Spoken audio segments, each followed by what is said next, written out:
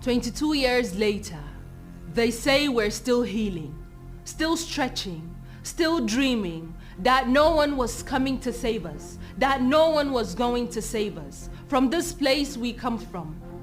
We come from a place where dreams go to die, where we pray towards the sun but dream towards the moon, where bloodstains mean wedding bells and the screams of those swayed hips is a declaration of war.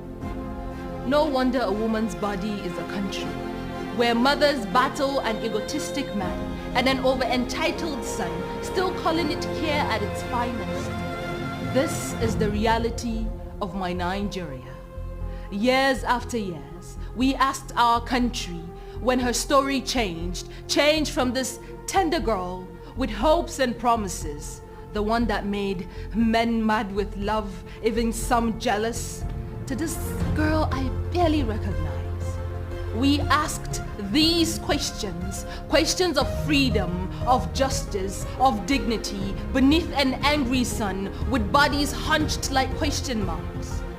The echoes of our anger, blowing wild like breeze, these children of anger you called us, but we stood, dared our hearts to be still, our soul defiant.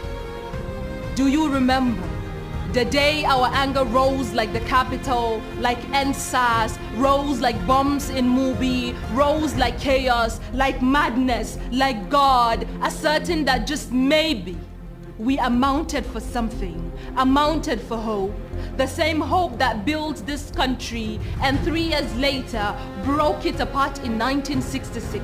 The same hope that brought us out in thousands, calling it Biafra, calling it NSAS, calling democracy, fighting its tyranny, just something of a name that represented what we wished for, what we prayed for, what we fought for.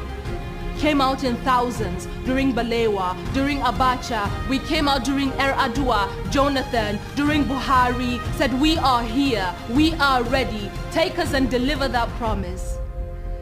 But they said we were not ready, that we will forget. But we will never forget, for forgiveness is a thing we buried in the ground to remind us of Biafra, to remind us of NSAS, to remind us of Abiola, of Bayelsa, to remind us of Mubi, of Yobe, of Bama, of Chibok, of Katsina, of Zamfara. But we will never forget. We shall also not forget when we stood and held the secret in our mouth till the rot came, when we allowed a valid reason to be. Boys will always be boys, and Aisha should have been covered, or better still, should have been home.